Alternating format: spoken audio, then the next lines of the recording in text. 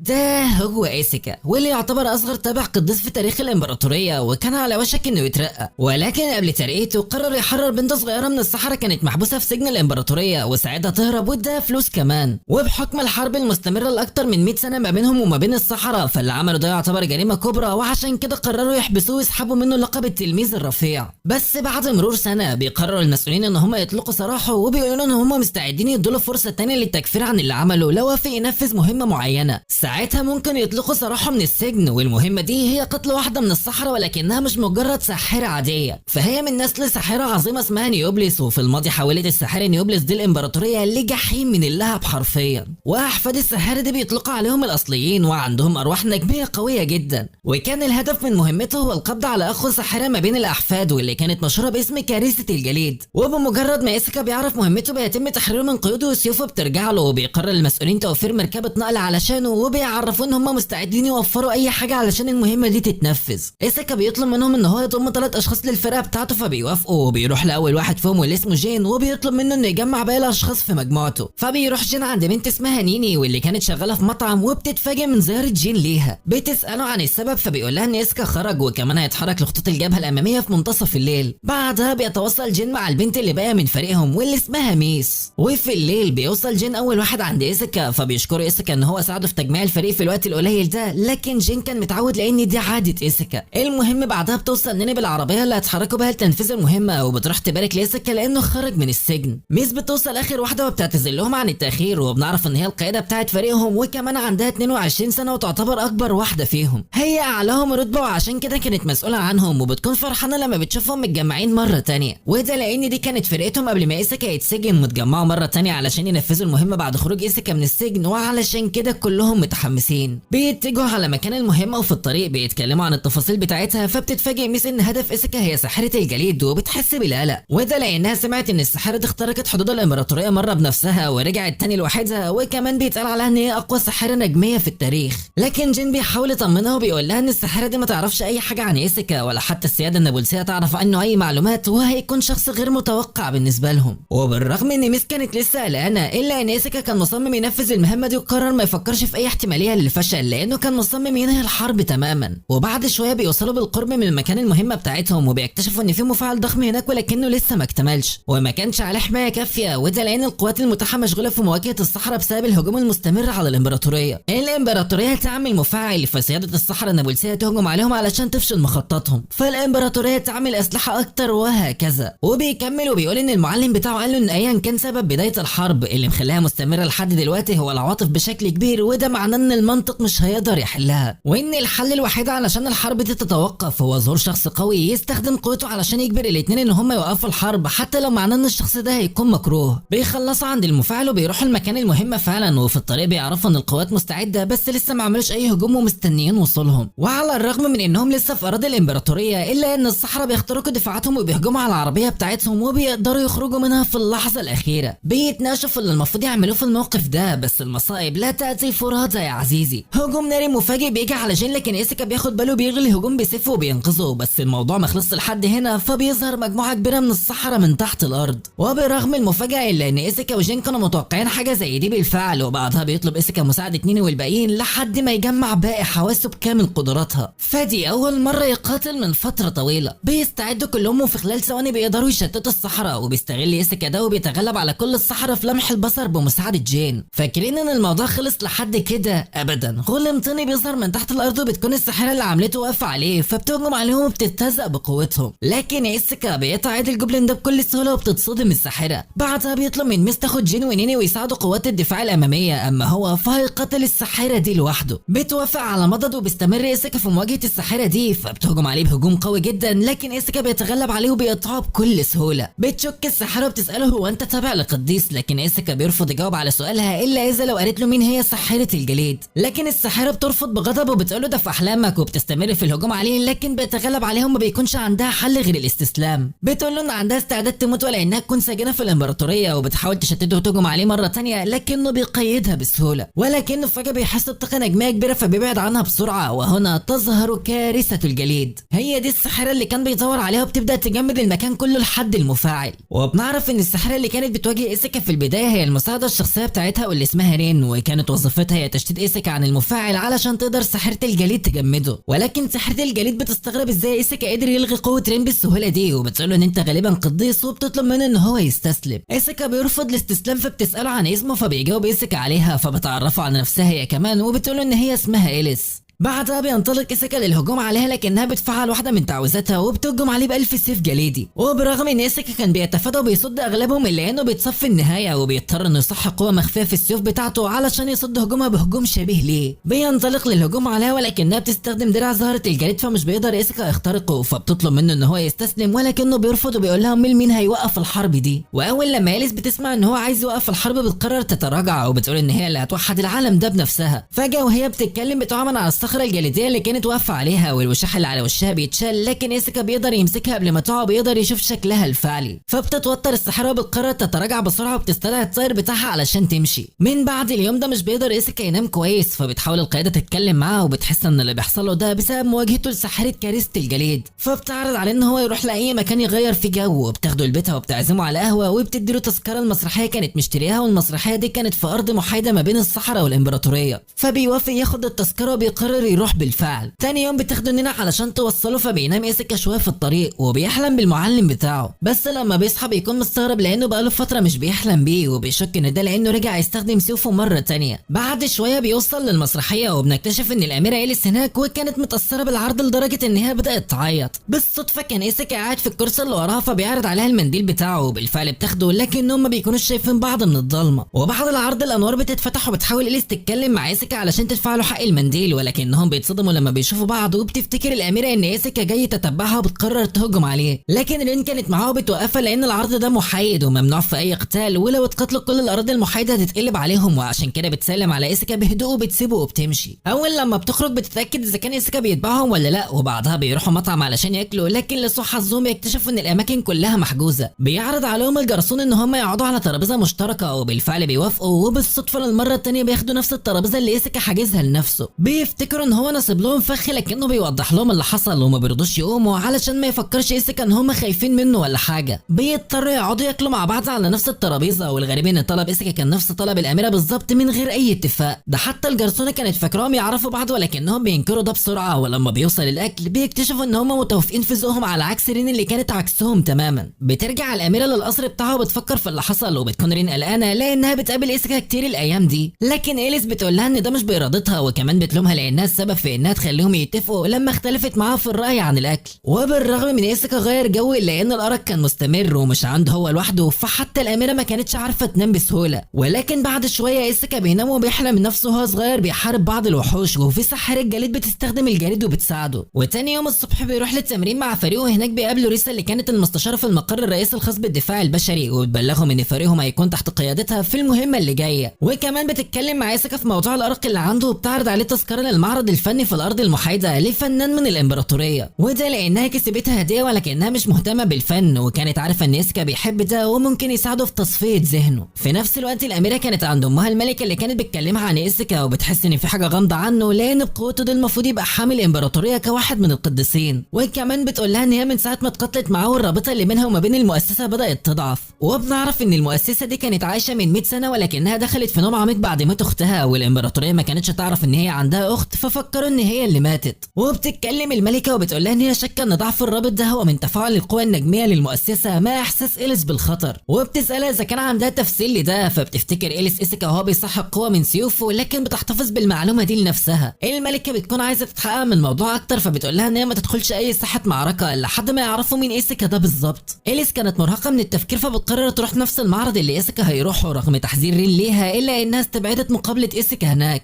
ولكن للصدفه الثالثه بيقابلوا بعض عند بوابه المعرض، وبتكون مصدومه وبتقول له ان زيارته للارض المحايده كتير تعتبر حاجه غريبه، لكن ايسيكا بيوضح لها ان الفنان اللي عمل المعرض ده فنان من الامبراطوريه، والغريب ان هي اللي تبقى موجوده هنا. بترد عليه وبتقول له ان الفن ملوش حدود، فبيعرض عليها ان هم يدخلوا مع بعض لكنها بتتهرب منه وبتمشي من طريق مختلف فبتوه، ولكنها بترجع لنفس النقطه اللي اتقابلوا فيها. فبيشوفها ايسيكا هناك وبيقول لها انه لف في المعرض شويه لكن ما قابلهاش، وعشان كده خرج يشوفها وحس ان هي تاهت. بيقنعها يدخلوا مع بعض لانهم حتى لو كانوا اعداء فالفن ملهوش حدود زي ما قالت، وبالفعل بيدخلوا مع بعض المعرض وبيتناقشوا في اللوحات، وخصوصا اللوحه اللي كانت إليس معجبه بيها. بعدها بتجيب له عصير وبتصمم ان هو ياخده الا هتكون مديونه ليه، وكمان بتقعد تتكلم معاه بتساله عن سنه، ولما بتعرف ان عنده 16 سنه بتقول له ان هي اكبر منه بسنه. وفجاه بينام ايسيكا وهو بيكلمها، بالرغم من انهم اعداء الا انها بتطلب له تاكسي علشان يوصله للامبراطوريه. تاني يوم بتجمع ايسيكا مع فريقه علشان يخلصوا شويه شغل، وبتوصل لهم رساله من ريسا بتطلب فيها من ايسيكا انه يزورهم في المجلس الامبراطوري. وبالفعل بيروح ايسيكا لهناك وبيتكلم مع الثمانيه المسؤولين، وبيقولوا ان هم معجبين انه قدر يوقف الساحره، ولكنهم عارفين ان هو بيسعى للسلام، ولكنه مش هيقدر يجمع مؤيدين اكتر لهدفه، لان الامبراطوريه كلها تعرف ان هو مجرم، وعشان كده بيقرروا يغيروا شروطهم وبيطلبوا منه قبض على ساحره الكارثه الجليديه. بعد الاجتماع بيرجع ايسيكا بيته بيفكر في اللي حصل ومقابلته مع إليس، وبيقرر يروح تاني يوم للارض المحايده علشان يقابلها. بيكلم القياده علشان يعرفها، فبتوافق ولكن بشرط ان هي تروح معاه، وبتقول ان انت بقيت مؤخرا مرهق ومش هسيبك تروح لوحدك هناك. بيوافق ايسيكا على شرطها، وفي نفس الوقت عند الاميره اللي كانت بتفكر فيه بتروح رين وبتقول لها ان معاها معلومات جديده عن ايسيكا. بتعرفها ان هو كان خليفه ولي العهد، وانه كان اصغر واحد ياخد الترقيه دي، وكان من اشطر المبارزين، ولكنه اتحبس لما ساعد واحده من السحرة على الهروب من سجن الامبراطوريه. بس إليس ما كانتش فاهمه هو ليه عمل كده بالرغم من انهم اعداء، وعلشان كده بتطلب من رين انها تدور لها في الموضوع اكتر، وتدور على البنت اللي ايسيكا ساعدها في الهروب دي. بعدها بتروح الملكه عندها وبتتكلم معاها عن المعرض اللي حضرته، وبتكون متضايقه لان الفنان ده كان من فنانين الامبراطوريه، وبتقول لها بلاش تعمل كده تاني، وبتحذرها من الجنود بتوع الامبراطوريه، وبعدها بتسيبها وبتمشي. ولكن ده بيحفز إليس وبيخليها تقرر تروح تقابل ايسيكا تاني وتفهم منه السبب اللي خلاها يحرر الساحره بنفسها، وبتقرر تاني يوم تروح الارض المحايده من غير اي ترتيب. تاني يوم بيتحرك ايسيكا مع ميس زي ما قال لها، ولكنها ما كانتش عارفه هو رايح فين ولا هيقابل مين. بتتفاجئ ان هو مش مرتب لقاء مع حد ورايح يجرب حظه، ولكنها بتقرر تكمل معاه وتساعده. ولما بيقربوا من بوابات الارض المحايده بتشوف ميس الطاير بتاع إليس، واللي بتكون معجبه بيه من غير ما تعرف ان هو بتاع الاميره. لكن ايسيكا بيفتكر ان إليس عندها طاير زي ده، فبيطلب من ميس توقف العربيه عند بوابه المدينه ويكملوا الطريق ماشي، لانه شاكك ان الاميره هتكون هناك. وبالفعل بيتقابلوا هما الاثنين قصاد البوابه، بس ميس بتكون محتاره مين البنت دي، فبتلاحظ إليس ده وبتعرفها بنفسها. بتحس ميس بالخوف اول لما بتعرف هويتها، لدرجه انها بتستخبى ورا ايسيكا، لكنهم بيحاولوا يطمنوها وبيتحركوا بعيد عن الناس علشان يتكلموا براحتهم. وبعد ما بيروحوا مكان بعيد عن الناس بتتكلم إليس مع ايسيكا وبتساله عن سبب خيانته للامبراطوريه، واللي قرر يساعد السحرة. فبيقول لها ان هي كانت بنت صغيره حوالي 12 سنه وقوتها السحريه كانت ضعيفه، لكن الامبراطوريه كانت مصممه تقبض عليها لانهم كانوا بيحاولوا يجمعوا الساحرات، وده ما كانش عاجب ايسيكا. فبتستغرب إليس من ردة فعله لان هو كده متناقض، لانه حاول يقبض عليها في الغابه اول مره اتقابلوا فيها، لدرجه انها شكت انه اتغير هدفه بعد ما دخل السجن، ولكنه بيقول لها ان هدفه لسه زي ما هو، والسبب اللي خلاه يطاردها وكان مصمم يقبض عليها علشان يحقق السلام، لان لو اخذ رهينه قويه من عند الساحرات وقتها ممكن يجبرهم يعملوا معاهده سلام مع الامبراطوريه مقابل تسليم الرهينه. فبتقول له ان هي مصدقه، ولكن الخطه دي مش هتنفع، لان حتى لو خدها رهينه فامها الملكه مش هتستسلم ولا هتوافق على اتفاقيه السلام دي، فهو ما عندوش فكره مدى كره الساحرات للامبراطوريه. ولكن برغم ده هي متفاجئه ان في حد في الامبراطوريه بيحاول يوقف الحرب، وعلشان كده بتعرض عليه يتعاون معاها ويكون تحت امرتها. فبتتصدم رينو وبتقول لها ان هي اتسرعت وان مفيش حد عندهم هيوافق على الفكره دي تماما، لكن إليس بتوقفها عن الكلام وبتكمل عرضها لإيسيكا وبتطمنه ان هي تضمن له سلامته بنفسها. ميس بتتصدم وتقرر ترد عليها، ولكن فجاه الارض بتتهز بشكل غريب، وكمان السماء بتتحول وبيخرج منها الساحره المؤسسه. فبتفكر ميس ان ده فخ، وبتقول لهم ان ده مش عدل لان مفيش غيرها هي وإيسيكا، لكن الغريب ان الساحره بتهاجم كلهم حتى إليس شخصيا.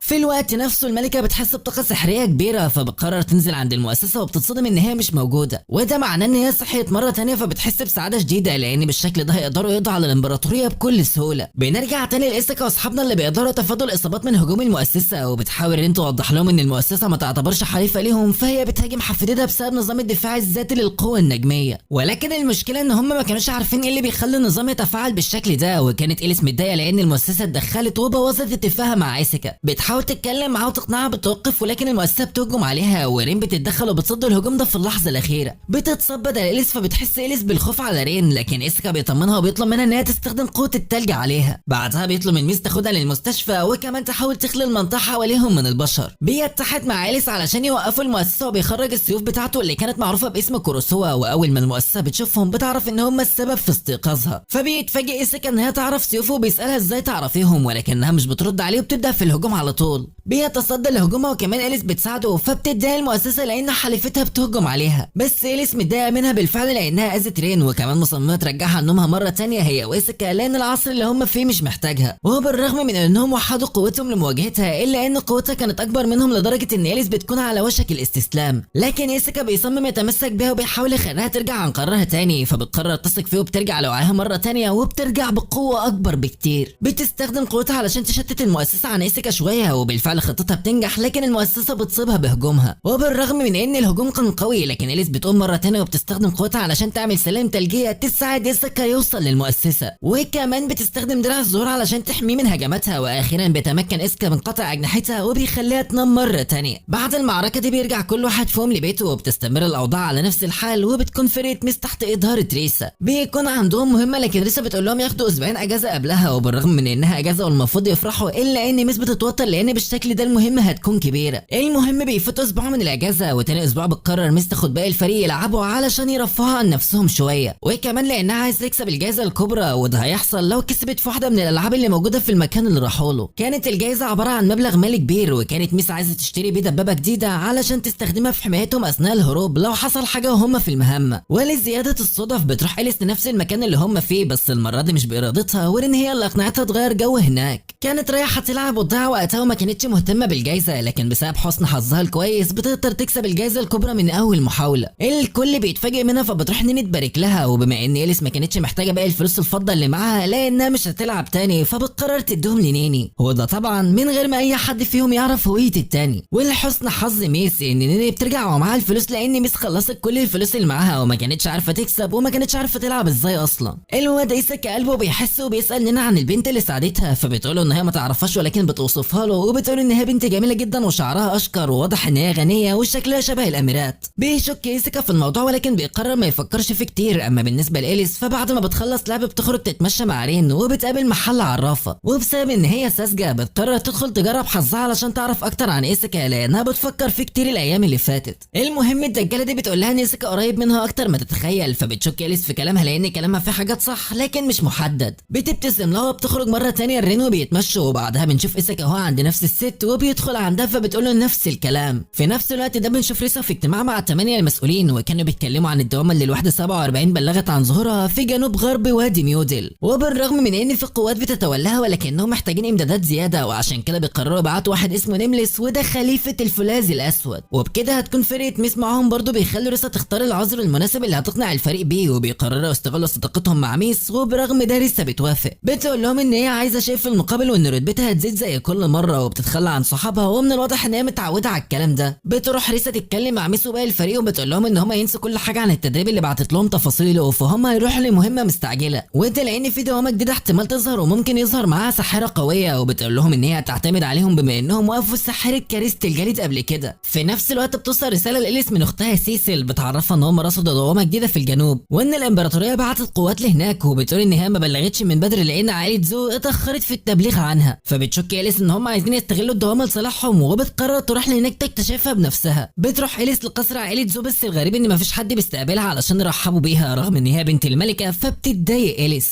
بس فجأة بيظهر لها ولد من وراها ماسك سكينة ولابس قناع، فبتلاحظوا ان وجوده وبتتضايق من تصرفاته الوقحة دي، لكنه بيقول لها انه ماسك السكينة دي لان قوته النجمية ضعيفة وبيخاف ان اي حد يهجم عليه فجأة. بيسألهم عن سبب وجودهم فبتسأله إليس عن الدوامة، فبيقول لها ان ده مجرد تدفق للحمى والبركانية وممكن يكون في خلل في الغازات تحت الارض ومفيش دليل على وجود الدوامة اصلا. فبتقول له امال محدش بلغ ليه؟ فبيرد عليها وبيقول لها ان رئيس العائلة لسه متحرك دلوقتي علشان يبلغ لان اخد وقت كبير في تحضير التقرير. فبتقرر إليس تمشي لانها مش بترتاح لكلامه، ولكن قبل ما بتمشي بيقول لها الاحسن انك تبعدي عن الانظار. وبنروح لميسو وفرقها اللي بيتحركوا على مكان تجمع الفرق اللي هتواجه الدوامة، وهناك بيقابلوا صاحبتها شينو فبتعرفهم على إيساكا وباقي الفريق. بعد كده بيوصل نيملس قائد الفرقة واللي كان تبع القديس صاحب الرتبة 8 وبيبدأ الاجتماع مع كل الموجودين. بيكون لابس بدلة تمويه بصري وبيقول لكل الموجودين انه مش هيدوا لهم اي اوامر خاصة ولكن مهمتهم هي حماية الدوامة قبل ما السحرات يتدخلوا، وبيأمرهم كمان ان هم يدمروا الدوامة لو فشلوا في حمايتها وبلاش يعترضوا طريقه تماما لان هدفه هو تدمير قوات الطاقة النجمية ومش هيسمح لاي حد يوقفه. وبمجرد ما بيخلص الاجتماع بتبدأ الفرق تدور على الدوامة لكن مش بيوصلوا لاي نتيجة. بيستمر فريق ميس في البحث ولكن بتجيلهم مكالمة من واحدة اسمها نورو بتقول لهم ان هم فقدوا الاتصال بفرقة من الفرق وهم وحدتين الاتصال المسؤولين عن التحري ومفيش اي دليل على على تدخل القوات النجميه في اللي حصل. فبتقرر ميس وباقي الفريق ان هم يرجعوا للقاعده علشان يعرفوا لو في اي تغييرات حصلت.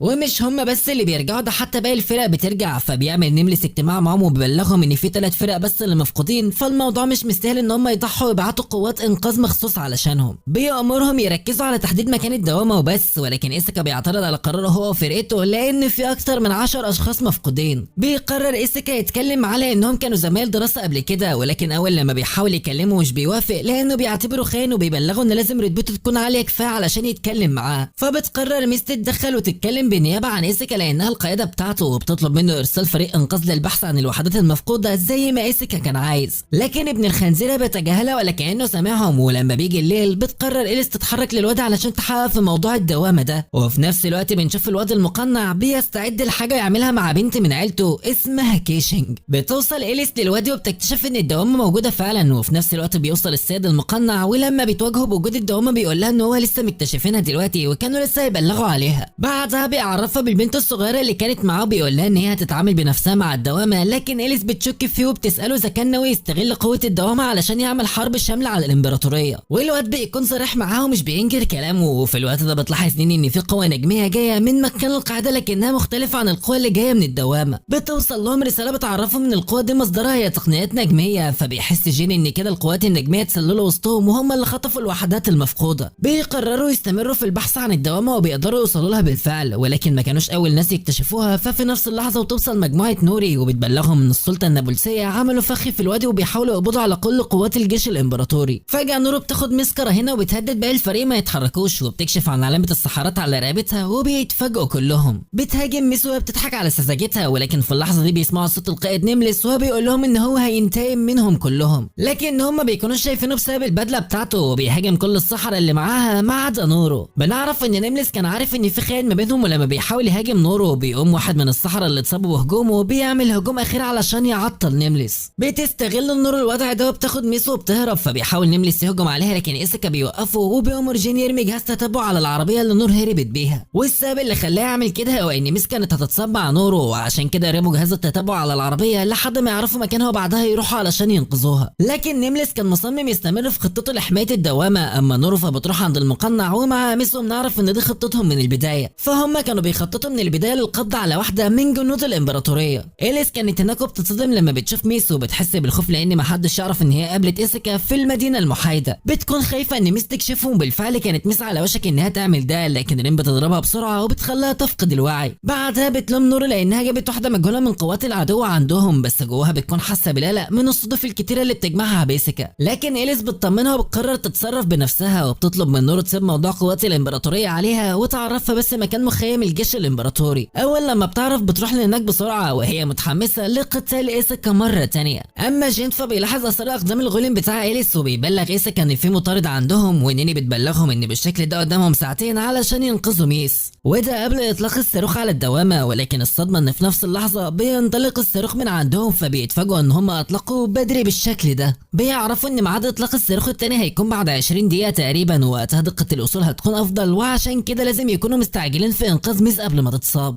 وبالفعل بيتحركوا لقاعده الساحرات، وفي الوقت ده بتحاول نورا تستغل ميس، ولكن إيساكا بيوصل في اللحظه المناسبه ويوقفها. كيشنج بتوصل في نفس اللحظه برضه وبتبدا تستخدم قوتها في الهجوم عليهم، وكانت قوتها مذهله لدرجه ان إيساكا بيحس بالتوتر بسبب انها من السلاله النقيه، وعشان كده بيحرر ميس من قوتها وبيأمرها ان هي تستخبى وراه. اما إليس فبتروح القاعده عند إيساكا. فجاه بيوصل نملس وهو متخفي وبيحاول يهجم عليها، لكن ريم بتحس بيه وبتنقذها باستخدام حدسها وبتتصاب بدلها. في نفس الوقت بتستمر كيشنج في الهجوم على إيساكا، لكن بيقدر يصد كل هجماتها، فبتتصدم وبتكون مش فاهمه ازاي قدر يعمل ده. ولكنها فجاه بتستخدم قوتها الرهيبه وبتعمل صاروخ شبه اللي القاعده هجمت بيه عليهم وبتضربه ناحيه إيساكا. في نفس الوقت ده بتكون إليس بتواجه نملس هي كمان، ولكن نملس بيقدر يصد هجماتها، حتى هجوم الالف سيف الجليدي بتاعها بيقدر يتصدى ليه. بيستغل هجوم إليس في انه يهجم عليها في نفس الوقت، ولولا تدخل رين كان إليس هتتصاب باصابه كبيره. لكن إليس ما كانتش بتستخدم قوتها الكامله في مقاتلته، وعلشان كده قررت تبدا تتعامل معاه بجديه، وفي ثواني بتجمد المكان كله حواليه. نملس بيقدر يهرب في اللحظه الاخيره قبل ما يتجمد مع المكان، وعشان كده بتقرر إليس ترجع للقاعده بتاعتهم تاني. بس فجاه بتشوف انفجار رهيب من هناك، وكان الانفجار ده بسبب الصاروخ اللي كيتشنج عاملاه. وبرغم ان كيتشنج استخدمت صاروخ بالقوه دي الا ان إيساكا بيخرج سليم وما بيتجرحش حتى لو جرح صغير، ولكن بيكون متضايق من اسلوب القتال المميت اللي بنت صغيره زي كيتشنج بتستخدمه، وبيسالها مين اللي علمك الاسلوب الاسلوب ده، ولكن بتتجاهل سؤاله بتستمر في الهجوم عليه بقوه اكبر، ورغم ده فبيقدر ايسكا يتغلب عليها وبيخليها تفقد الوعي، ولما بيحاول ياخدها معاه بيوصل المقنع في اخر لحظه وبيهجم عليه، ولكن لحسن الحظ ايسكا بيحرك جسمه بسرعه وبيتفادى الاصابه المميته دي، ولكنه بيتصاب بجرح عميق رغم تفاديه للهجوم. بيكون مصدوم من ظهور المقنع المفاجئ وبيساله هو مين، ولكن المقنع بيرفض الاجابه وبياخد كيشنج وبيرمي ميس ناحيه الدوامه وبعدها بيهرب. فبيتفاجئ ايسكا لكنه مش بيهتم بحاجه غير انقاذ ميس، ورغم ان هي بتقع في الدوامه اللي تعتبر مصدر خطر عليهم الا انه بينط وراها، وفي الوقت ده بتوصل إليس وبتشوفه هو بيرمي نفسه في الخطر. بتنط وراه اما ايسكا بيقدر يمسك ميس وهما بيقعوا، وبتوصل إليس ورافه بتنده عليه وبتقول له ان هي مستعده تساعده بس بشرط يقتلها لما بيخرجوا، فبيوافق ايسكا على شرطها. بالفعل بتقدر تمسكه، ولكن الطاقه النجميه اللي في الدوامه بتزيد فجاه وبتتقسم لاتنين، فبتفصلهم عن بعض وكل واحد فيهم بيروح للقاعده بتاعته. بيفوت الوقت وبتلاحظ رين ان إليس مش عارفه تبطل تفكير في ايسكا من وقت الحادثه دي، وعشان كده بتعرض عليها ان هم يروحوا يدوروا عليه علشان تخلص القتال اللي اتفقوا عليه هما الاثنين. ولان إليس كانت متحمسه للقتال بشده فبتتحمس للفكره وبتقرر تروح المدينه المحايده. اما بالنسبه لايسكا وميس فبيرجعوا للمقر بتاعهم في المدينه الامبراطوريه، وبتكون ميس حاسه بالذنب ناحيه فرقتها وبتعتذر لهم لانها سببت لهم المشاكل. والغريب انها من ساعه ما وقعت في الدوامه دي وهي بدات تحس بحاجه غريبه في دراعها وما كانتش عارفه ايه السبب. في الوقت ده لسه بتوصل عندهم وبتبلغهم ان في مهمه جديده ليهم، والمهمه دي كانت عباره عن اختراق للسياده النابلسيه، وكانت المهمه السريه اللي بلغتهم عنها قبل كده. بتعرفهم ان الغرض من المهمه دي هو القبض على الملكه، فبيتصدم ايسكا لما بيسمع كلامها، والواد جين ما بيكونش مصدق وبيقول لها بطلي الهزار البايخ ده يا شيخه. فبيقول له ايسكا ان هو معاه حق وبيفتكر ان هي بتهزر فعلا، ولكنها بتستغرب ان ايسكا مش بيوافق على المهمه بالشكل ده على غير العاده. فبيرد ايسكا وبيقول لها ان هو فعلا متعود على الطلبات الغير منطقيه، لكن المهمه دي تعتبر مستحيله. البت لسه بتقول لهم ان هي بتتكلم بجديه وبتقول لهم ان هم يقدروا ينجحوا لانهم موهوبين. فبيسالها جين في الوقت ده عن خطتها، وخصوصا ان الساحرات عندهم نظام محاكاه للقوى النجميه. بتقول لهم ان الساحرات بيستخدموا حاجه زي جواز السفر كده اسمها الشعار النجمي، واي حد مش بيكون معاه الشعار ده بيتم اعتباره كجاسوس من جواسيس الامبراطوريه. علشان كده دخول السياده مش هيكون سهل، ولكن في طريقه يخترقوا بيها لهناك، وبتقول لهم ان هي هتعرفهم الطريقه دي بعد 3 ايام لما يتم التحضير للعمليه خلاص. وفي خلال ال3 ايام دول بتروح إليس كل يوم للمدينه المحايده على امل ان هي تقابل ايسكا صدفه زي كل مره، ولكن لسوء حظها ان ايسكا كان مشغول وما راحش لهناك ولا مره، لدرجه ان رين بتشك ان الدوامه ممكن تكون بلعته، ولكن إليس بتكون واثقه ان هو لسه عايش وهيقتلها زي ما وعدها. بتستمر في بحثها هي ورين، وبتحس رين بالقلق على إليس لانها الملكه القادمه المنتظره، ولكن الصراع جوه العيله ما كانش سهل خالص. كل اخواتها كانوا بيكثفوا جهودهم علشان يستعدوا للانتخابات، والوقت ده المفروض يستغلوه في اكتساب الداعمين والاستعداد للمستقبل، وما ينفعش يبقى كل اهتمامها بجندي زي ايسكا، وعلشان كده بتقرر تبارز جنود الامبراطوريه علشان تنهي قدرها بايسكا. في الوقت ده بتتناقش فرقه ايسكا في المهمه اللي ريسا طلبتها منهم، واللي ما كانتش مهمه منطقيه لان حتى سكان المدينه المحايده كان صعب عليهم ان هم يدخلوا السياده. واثناء ما هم بيتكلموا بيلاحظوا ان دراع ميس لسه واجعها، فبيشكوا ان ده بسبب قرصه حشره، وبتقرر ان انت تعالجها وبتقول لها اقلعي الجاكيت. ولكن المفاجاه انها ما بتكونش قرصه حشره ولا حاجه، وبيتصدموا لما بيشوفوا شعار السحرات على ايدها، فبتحس ميس بالتوتر، لكن ايسكا بيحاول يهديها علشان يفكر ازاي ده حصل وامتى. بيقول جين انه شاكك ان ده بسبب الدوامه، وبيكون شايف ان الحل الوحيد علشان يتاكدوا ان هم يروحوا المركز الابحاث، لكن نيني بترفض لانهم هيعدموها فورا لو اكتشفوا ان هي ساحره. لكن جين بيقول لها ان هي تتسجن بس والحكم بتاعها هيكون مخفف، وبيفضل يتجادل مع نيني. ايسكا بيكلم ميس وبيقول لها ان القرار قررها، وان هي عندها اختيارين، الاول ان هي تسلم نفسها وقتها يحاولوا يخففوا حكمها، اما الثاني انها تخفي العلامه وتفضل القياده زي ما هي. وبرغم ان ميس كانت عايزه الاختيار الثاني، ولكنها بتكون قلقانه لان لو في اي حد اكتشفها الفرقه كلها تتعرض للخطر، لكنهم بيطمنوها وبيقولوا لها ان هم في ظهرها، وعشان كده بتقرر تخفي العلامه وتكمل قياده زي ما هي. بعدها بنشوف ايسكا وهو قاعد لوحده بيفكر في ميس ومشكلتها، فبتروح نيني هي وجين بعد ما ميس نامت بيتناقشوا معاها اللي المفروض يعملوه علشان ما تتكشفش. بس المشكله ان هم ما كانوش عارفين ازاي يخفوا العلامه، لانها لو اكتشفت هيتم اعدامها فورا. فبيفكر ايسكا ياخدها للمدينه المحايده مؤقتا لحد ما يقدروا يلاقوا حل، وبيفضل مصمم ان هم هيلاقوا طريقه علشان يوقفوا الحرب دي، وقتها تقدر ترجع للامبراطوريه ويبقوا مع بعض تاني. تاني يوم بيروح ايسكا مع ميس للمدينه المحايده وبيقعدوا مع بعض يتكلموا شويه، وبتروح ميس تجيب لهم عصير يشربوه وبتسيبه قاعد لوحده. بيقعد يفكر في المهمه بتاعت خطف الملكه وازاي هتاثر بالسلب على الحرب، وانها مش هتحل الموضوع وما كانش عارف يعمل ايه. في الوقت ده بتوصل إليس عنده، لكنها ما بتاخدش بالها منه في البدايه، وبتتصدم لما بتشوفه، فبتقعد تتكلم معاه وبتساله انت بتعمل ايه هنا. بيقول لها انه بيفكر في مشكله محيراه، فبتحاول تقنعه ان هو يحكي لها وانها تخلي الموضوع سر ما بينهم، لكن رين بتوصل في الوقت ده بتتضايق من قربهم، لكن رغم ده بتطلع ازازه عصير وبتديها لإيسكا وبتقول ان هي من إليس.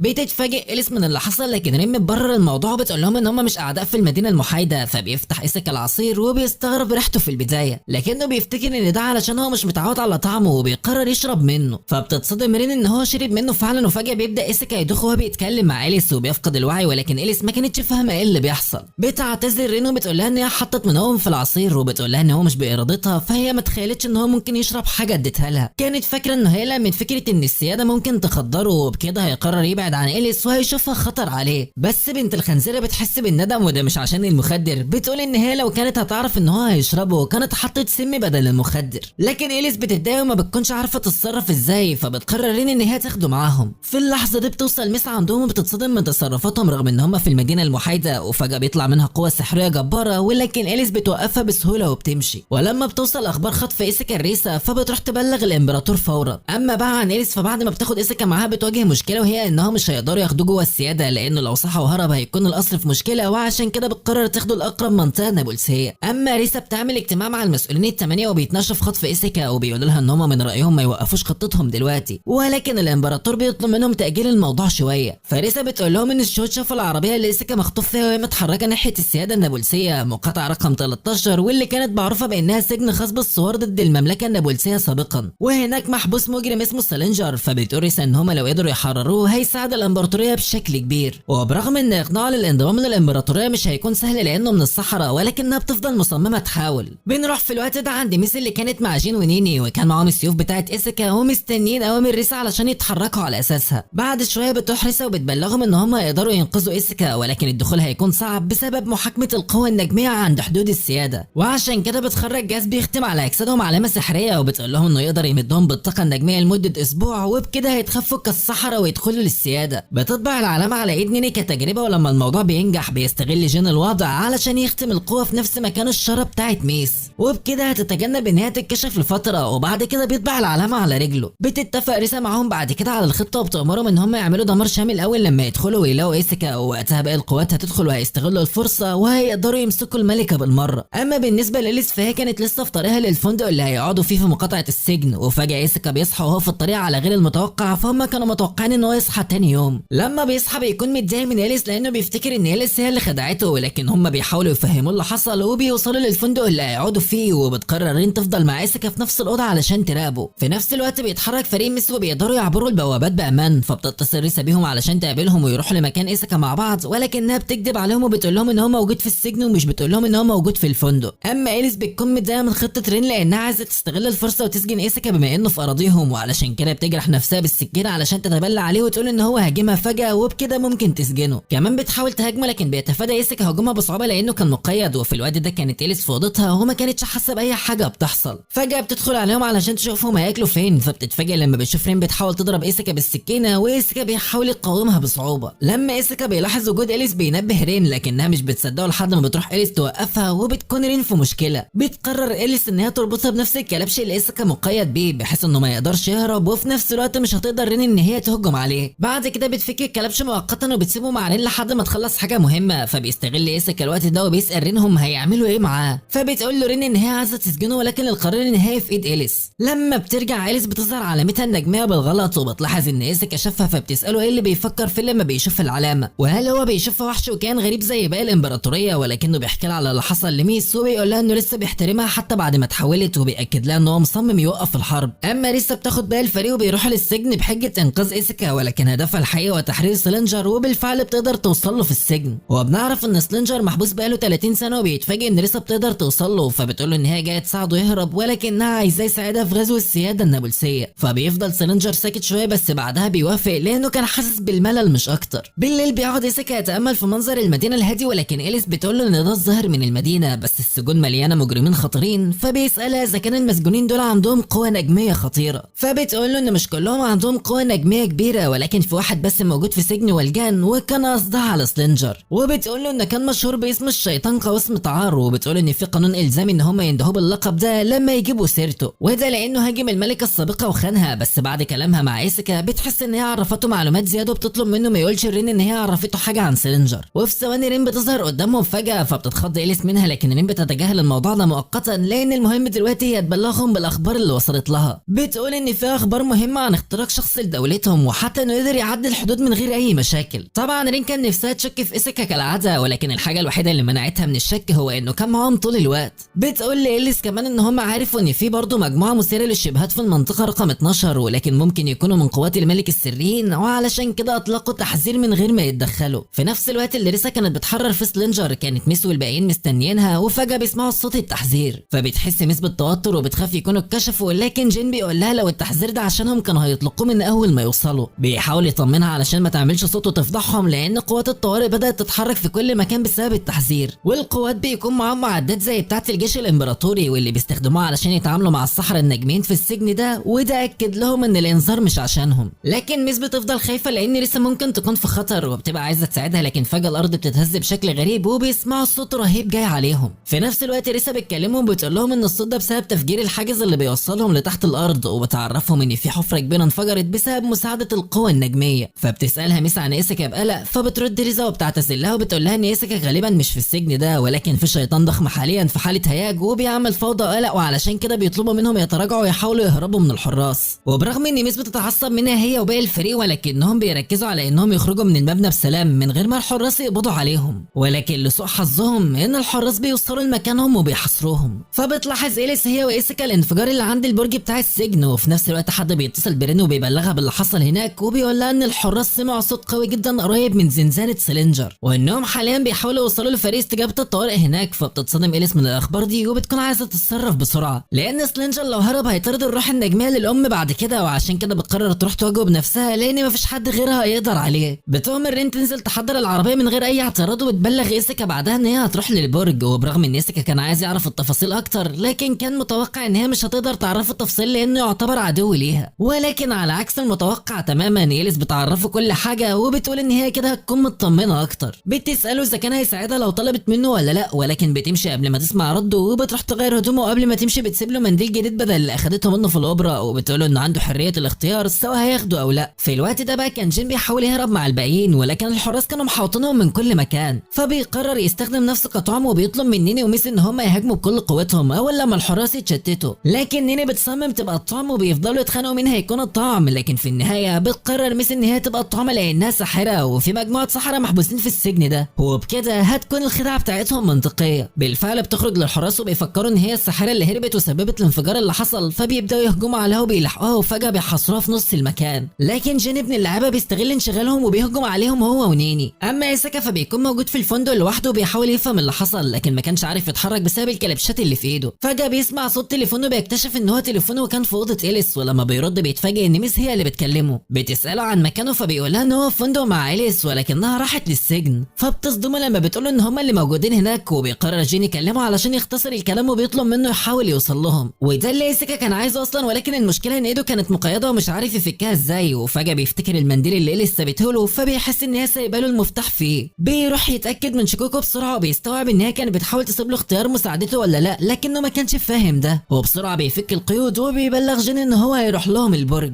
بتوصل إليس ناحيه السجن وبتكتشف ان حصل مشاكل كتير، وبتقول ان رين ان الموضوع مش مجرد هروب سيلينجر، ولكن في اضطرابات كتير حصلت وكان لها تاثير كبير. بتقرر إليس ان هي تحل كل المشاكل دي بنفسها، وبتبدا باول حاجه بانها توقف الحريق، وبتطلب من رين تحاول توقف سيلينجر لانها الوحيده اللي هتعتمد عليها في ده. اما بالنسبه لايسكا فبيقدر يوصل بالقرب من البرج، وهناك بيقابل اصحابه وبيكونوا عايزين يهربوا، لكن بياخد سيفه منهم وبيطلب منهم يسيبوه ربع الساعه بس. بتوصل رين عند سلينجر، واول لما بيشوفها بيستهزأ بيها وبيقول لها ان هي مجرد خادمه وانها مش هتقدر تعمل حاجه معاه، ولكنه بعدها بيدرك ان هي مش مجرد خادمه عاديه، وبيحس بالفضول وبيكون عايز يعرف عنها اكتر، ولكنها بترفض وبتقول له لانك خاين. بيقول لها انا مش خاين، ولكني مجرد ملك وكنت بحاول اجمع النجوم السحريه، ومجرد ما اجمع كل النجوم السحريه مره تانية هبقى اقوى ملك موجود. لكنها بترفض تسمع كلامه وبتبدا تهجم عليه مباشره من غير اي تردد، ولكنه بيوقف هجومها بسهوله، وحتى لما بتحاول تهجم بالغلام بتاعها بيقدر يقضي عليه هو كمان بسهوله. بيستخدم هجومها ضدها وبيقول لها ان قوتها السحريه دي ما تجيش حاجه جنب قوته السحريه الكبيره. فبتكتشف رين ان هو سارق القوه دي من العيله الملكيه، ولما بتتعصب بيقول لها ان العيله الملكيه ما تستحقش يكون عندها قوه زي دي، وده لانهم مش بيطوروها. وبعد كده بيستخدم قوته علشان يخليها تفقد قوتها ويوقعها على الارض، ولكن بيفضل متضايق لانها لسه بتبص له ومصممه تتحداه. فبيقرر يخلص عليها بهجوم نهائي، ولكن ايسكا بيوصل في الوقت ده وبيلغي الهجوم تماما. بيطلب ايسكا من رين ان هي تعمل معاه، كان الاتفاق هو انها تسيبه هو واصحابه يهربوا بسلام من السياده لو قدر يهزم سلينجر، وما بيكونش قدام رين اي حل تاني غير انها توافق. لكن سلينجر ما كانش فاهم ليه شخص من الامبراطوريه ممكن يساعدها، وعشان كده بيقرر يهجم عليه بهجوم قوي، لكن المره دي بيقدر ايسكا يصد هجومه. ومش بس كده، ده بيقطع الهجوم السحري بتاعه كمان رغم ان هو هجوم مش مرئي. ايسكا بيقول ان الهجوم بتاعك ده حاليا ما بقاش له لازمه، فبيستوعب سلينجر ان ايسكا بيقدر يحدد مكانه بسبب النيران اللي حواليهم، ولكنه بيكون منبهر من قوه حواسه وقدره ملاحظته، وبيساله انت ازاي بتعمل كده. لكن رد ايسكا الوحيد عليه ان هو مش مولود بالقوه دي، فبيحتار سلينجر وما بيكونش عارف يحدد اذا كانت دي صدفه ولا موهبه. بيقرر يكتشف ده بنفسه من خلال مواجهته، بيروح يهجم عليه، لكن رين بتحس بالخوف بسرعه وبتحذر ايسكا ان سلينجر ده ساحر نجمي. بتكمل وبتقول انه بيقدر يأثر القوه النجميه، ولكن سلينجر بيهجم عليه بسرعه قبل ما تحذره التحذير الاخير، لانه ما كانش عايزها تكشف قوته لايسكا، فهو مستمتع باللعب معاه. هجوم تاني مفاجئ على ايسكا، ولكن ايسكا بيتجنب الهجوم ده بسبب حدسه، وبينطلق للهجوم عليه علشان يخلص معركته قبل ما يتصاب هجوم مفاجئ تاني، ولكن للاسف مش بيقدر يسيبه بسبب الحاجز السحري الخفي اللي سلينجر عامله حوالين نفسه. بيتكلم سلينجر وبيقول ان بالشكل ده ضيع كل الفرص في هزيمته ومستحيل سيوفه توصل له تاني، لكن ايسكا بيفضل مصمم انه هيقدر وبينطلق للهجوم مره تانيه، وبرغم ان سلينجر بيحاول يوقفه الا انه بيفشل، وبيقدر ايسكا انه يوصل له. بيحاول سلينجر يتجنب هجومه، وبعدها بيحاول الارض من تحت ايسكا لحوما بركانيه، ولكن رين بتحذره بسرعه قبل ما الهجوم يتفعل، فبيبعد ايسكا عن الارض بسرعه. رين بتكون مضطره تساعده لان من غيره مش هيقدروا يوقفوا سلينجر، وخصوصا ان هي ما كانتش تعرف خدعه الباقيه، لكن سلينجر بيستهزأ بيهم وبيقول لهم انه طول الوقت ما كانش بيستخدم قوته السحريه، وده لانها اعمق بكتير مما يتخيلوا، ولو شافوها هيموتوا في الحال. في نفس الوقت ده كانت إليس مستمره في وقف الحريق، وبتامر قوات الطوارئ ان هم يدوروا على سلينجر، ولكن فجاه نيمليس بيظهر من وراها وبيهجم عليها. بتتصدى ليفا بيقول لها ان هم مش هيقدروا يهزموهم طول ما سلينجر بره السجن، وبعدها بيهرب مره تانيه، فبتلاحظ إليس بعدها ان سلينجر بيواجه ايسكا ورين. واما عند سلينجر اللي بنعرف ان قوته مش روح الماء بس، فهو بيقدر يخلط هجوم بين النار والتلج او اي هجومين متضادين، وده بيزود قوته. بعد ما بيوضح لهم ده بيهجم عليهم بهجوم النار المجمد، فبيحاول ايسكا يقطع زي باقي الهجمات، لكن الغريب ان النار بتزيد وبيتاذى ايسكا من الهجوم. كانت رين فاكره ان سلينجر بيجمع النجوم السحريه علشان يقدر يزود قوته بالشكل اللي وصل له ده، ولكن بيقول لها ان اللي حصل دلوقتي ده مجرد نتيجه ثانويه، وهدفه الحقيقي هو دمج النجوم السحريه مع البشر، وان في شخصين بس هم اللي وصلوا للمستوى ده قبل كده، والمؤسسه النابلسيه كانت واحده منهم. لما رين بتعرف ده رغبتها في التغلب عليه بتزيد، فبيحاول سلينجر يحذرها بعد اللي حصل لايسكا، لكنها بتقول له ان ايسكا قدر يتغلب على المؤسسه، واللي سلينجر بيعتبر في نفس قوتها، ولكنها مش بيصدقها، فبتفضل تماطل معاه في الكلام لحد ما بيظهر ايسكا فجاه وبيحاول يهاجمه، لكن بيهرب على اخر لحظه وبيتفادى الهجوم. فبيتصدم سلينجر ان ايسكا لسه عايش فعلا، وبيقول لنفسه ان لو استمر في قتاله هيبقى مستحيل عليه ان هو يهرب من سيوفه، وده لان السيف الاسود اللي معاه ده بيشق الفن النجمي، والسيف الابيض بينسخه مره تانيه. والسبب اللي خلى ايسكا ينجو من هجوم سلينجر هو انه سمح للجليد يجمده علشان يهرب مؤقتا من الحريق، وبعدها استخدم سيوفه علشان يخرج من الجليد. بيقرر سلينجر يهجم بعاصفه رمليه المره دي، ولكن رين بتبدا تساعد ايسكا مره تانيه، فبيقرر سلينجر يتخلص منها هي الاول. إليس بتوصل في اللحظه دي بتوقف هجومه، وبينطلق ايسكا للهجوم عليه مره تانيه، وبتكون قوتهم متقاربه. بيكون سلينجر معجب بقوته لانه اخيرا لا خصم يواجهه، لكن بيقول ان مفيش حد هيقدر يهزمه مهما حصل، وبعدها بيرمي نفسه من فوق المبنى وهو بيضحك بجنون. بعدها بتروح إليس تحل باقي المشاكل اللي حصلت، وبتتاكد ان كل السجناء محبوسين والاوضاع بقت مستقره. ايسكا بيخلص معركته مع سلينجر وبيروح لرين وإليس علشان ياكد اتفاقه معاهم، وبعدها بيهرب مع اصحابه قبل ما يتم القبض عليهم. وإليس بتكون فاكره ان باقي جنود الامبراطوريه انسحبوا هم كمان، ولكن بتكتشف ان ريسا قابلت نيمليس بعد كده، وكانت لابسه نفس بدله التخفي الخاصه بيه، وده علشان يتسللوا جوه السياده. وكمان في وحدتين من وحداتهم قدروا يوصلوا للمنطقه الوسطى، وقدروا كمان ان هم يراقبوا القصر. بعد كده بتروح ريسا تبلغ الامبراطور بالتقرير لانه مهتم بايسكا، وبنعرف ان الهدف التسلسلي هو القبض على سلاله نادره من الصحراء، لكن في شويه مشاكل بتواجههم. اثناء ده كان ايسكا لسه في طريقه للامبراطوريه مع فريقه، وبيسالهم ازاي وصلوا للسياده، لانه اتفاجئ لما عرف ان هم موجودين. بيشرحوا له اللي حصل، فبيفتكر ان كده ميس قدرت تحل ازمه انها بقت ساحره، لكنها بتقول ان ده حل مؤقت لان الختم مدته اسبوع وبس. ما بتكونش عارفه تعمل ايه، فبتطلب منه يساعدها لما يرجعوا.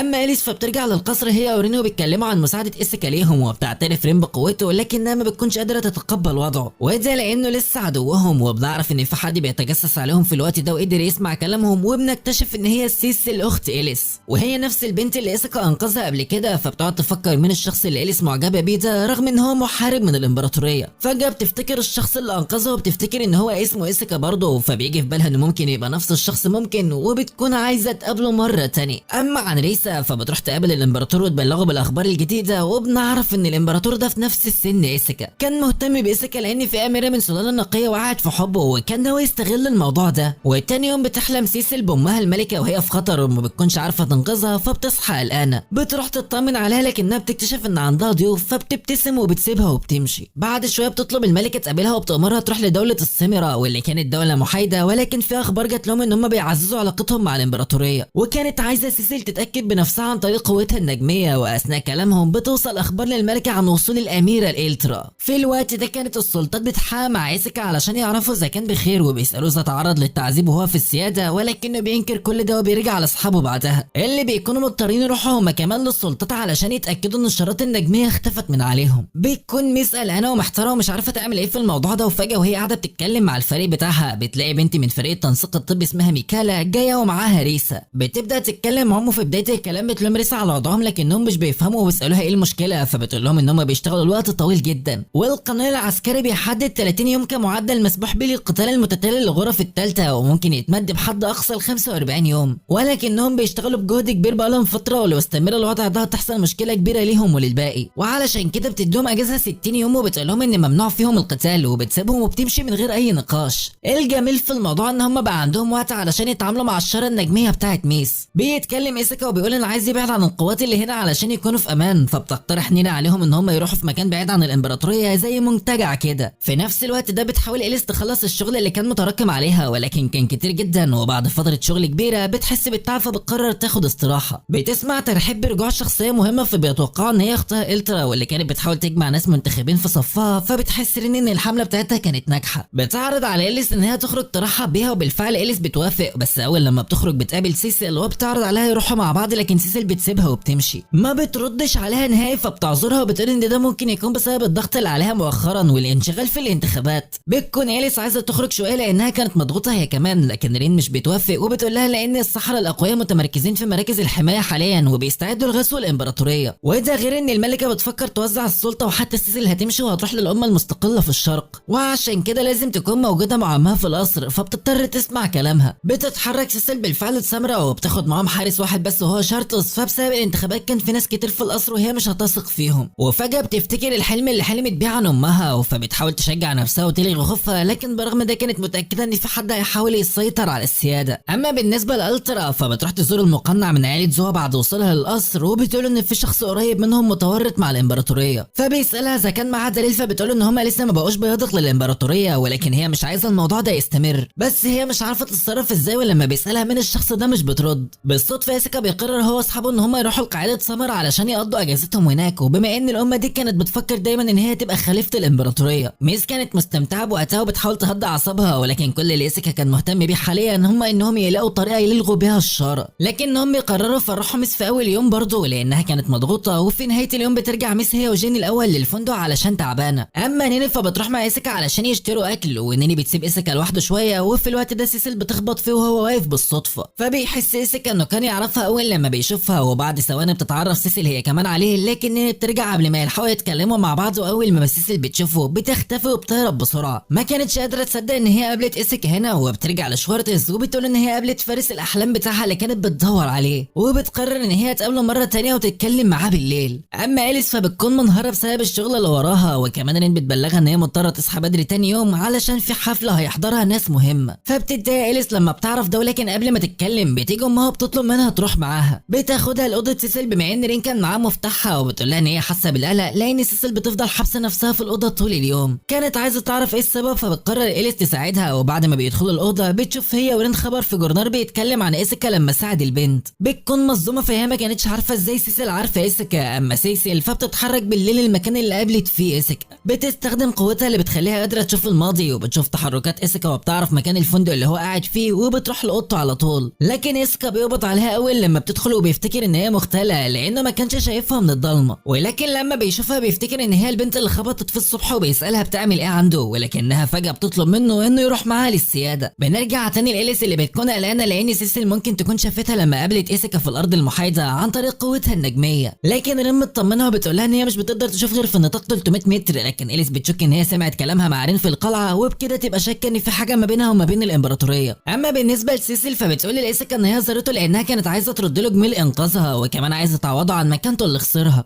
وعشان كده بتطلب معاه انه يروح للسياده وبتكذب عليه وبتقوله ان هي خادمه في القصر الملكي. فبيسالها اشمعنى هو فاكيد عندها اتباع كتير في السياده، لكنها بتقوله ان هي مش بتثق في حد وبعدها بتسيبه وبتمشي وبتقوله ان هي هتقابله مره تانية. ايسيكا بيقف محتار وما كانش عارف يعمل ايه، ولما بنروح لرين اللي بتقترح على اليس حل للموضوع وبتروح تقنع الملكه علشان تسمح لهم يسافروا عند سيسل، لان بالشكل ده اليس ممكن تتكلم معاه وساعتها تعرف لو مخبيه حاجه بما انهم اخوات. وبالفعل بتوافق الملكه على طلبهم. بتوصل اخبار للمسؤولين الثمانيه في الامبراطوريه عن وجود سيسل لوحدها في السمره، فبيقرروا يخطفوها بما ان الدوله دي تعتبر حليفتهم. اما الترا فبتروح تقابل المقنع مره تانية وبتتكلم معاه عن الخونه اللي كانت تقصدهم، وبتعرفوا ان هي كانت تقصد اخواتها رغم خطوره الموقف، الا ان مستقبل السياده بالنسبه لها كان اهم من الانتخابات، وعشان كده بتخاطر وبتعرفه وبتطلب منه يحقق في الموضوع ده. تاني يوم بيكون تفكير ايسيكا مشغول طول الوقت باللي حصل، حتى اصحابه بيحاولوا يتكلموا معاه لكنه ما بيكونش مركز معاهم تماما. بعد شويه بياخد قرار انه غير الفندق اللي هم قاعدين فيه الفندق بعيد عن وسط المدينه، لانه ما كانش مطمن بعد زياره سيسل والكلام اللي قالته، ما كانش عايز يورط صحابه معاه. لكن ميس بتتضايق فبيحاول يقنعها ان ده هيكون ارخص بالنسبه لهم. وفجاه هم ماشيين بتلاحظ ان اللثه اللي مغطيه الشاره بتاعت ميس بتتقشر، فبتفتكر ميس ان هم لازم يلاقوا حل للشاره دي. فبيعرض جان عليهم ان هم يروحوا الارض المتجر العام لان فيها منتجات من السياده النابلسيه ومن الامبراطوريه، وهناك ممكن يدوروا على المرسق اللي كان مع القائده واللي خدعتهم بيه لفتره طويله. بالفعل بيتحركوا لهناك تاني يوم، وبعد شويه بيوصلوا لمكان الفندق، ولكن ايسيكا بيسيبهم بحجه تبديل العملات قبل ما يتحركوا للمتجر العام. ولكنه بيخرج يدور حواليه عن سيسل، وبالفعل بيقابلها وبيتفاجئ من السحر اللي هي بتستخدمه، فهي قدرت توصل له تاني. وبسبب اصرارها بياخدها علشان يتكلموا في مكان بعيد، وبيسالها ازاي عرفت ان هو يروح للفندق الجديد حتى ان هي وصلت قبلهم. فبتقول له ان روحها النجميه بتخليها تشوف الماضي كانه شريط فيديو، وعرفت ان هو رايح الفندق الجديد لانه اتصل بيه الصبح وحجز فيه، وقدرت تعرف الميعاد والتفاصيل من المكالمه بتاعته، وعشان كده وصلت قبلهم. ورغم خطوره المعلومات اللي هي قالتها له عن قوتها، الا انها قررت تبقى صريحه معاه علشان تبين له حسن نيتها. وبتقول ان هي كسبت في حاجه واحده وهي انها ورثه العرش، هي مش خدامه ولا حاجه. فبيتفاجئ ايسيكا ومش بيفهم ليه بنت الملكه ممكن تحتاجه. فبتقول ان في حد بيحاول يوقع الملكه من نسل المؤسسه، والشخص ده مش مهتم بالسياده ولكن عايز يدمرها، لان الملكه لو ماتت في الخطوه اللي بعدها تكون حرب شامله. الحرب دي هتكون على الامبراطوريه وكده الاتنين هينهاروا. بس المشكله ان هي مش عارفه مين الاشخاص دول، وبسبب ده ما كانتش عارفه تثق في حد، وعشان كده طلبت منه مساعدته لان اللي هيقدر يمنع الحرب الشامله اللي هتضرهم هما الاتنين. وبتقول له ان انت كده مش هتكون خاين للامبراطوريه. في الوقت ده بتوصل اليس للفندق اللي سيسل قاعده فيه، وبتقابل الحارس بتاعها اللي ما بيصدق انه قابلها، واول لما بيشوفها بيطلب منها تساعده يدور على سيسل لانها اختفت بعد ما قالت له ان هي رايحه تعمل حاجه. كان ايسيكا مستمر في كلامه مع سيسل، وبرغم ان هو ما كانش عايز الحرب دي تحصل الا انه مش بيوافق يساعدها، وده لان الهدف بتاعه ما كانش مجرد وقف الحرب، فهو عايز يحل المشكله اللي بقالها 100 سنه ويعمل معاهده سلام. لكن سيسل بتقول له ان ده مستحيل لان شعبهم مش هيغفر للامبراطوريه ابدا، لكنه كان مصمم يكمل رغم ان هو عارف ده. وكمان بيقول لها ان في حد موجود جوه السياده عنده نفس الهدف بتاعه. فبتحاول تعرف قصده على مين، ولكن فجاه المقنع بيوصل عندهم وبيكون معاه بعض القوات الخاصه بالسياده، وبيوضح لسيسل ان هو شاكك انها بتخون السياده، لكنها بتفهمهم ان هي بتحاول تنقذهم، ولكنه بيسجل الكلام ده وبيحاول يخليها تبان خاينه مهما حصل. بيقول لها ان عائله زو مش هتهتم باي حاجه غير السيطره على الانتخابات، وعشان كده بيحاول يقبض عليها لكنها بتهرب منه. بيحاول الجنود يتبعوها لكن ايسيكا بيوقفهم وبيحاول يمنعهم، بس فجاه بيظهر جندي آلي ضخم في طريق سيسل وبيمنعها من الهروب. بيتصدم ايسيكا لما بيشوف الجندي وما بيكونش عارف هو بيعمل ايه عندهم. بيحاول ايسيكا يروح ينقذها ولكن المقنع بيعترض طريقه وبيحاول يقبض عليها، وبيروح يهاجم على ايسيكا كمان، ولكن جين وباقي الفريق بيوصلوا.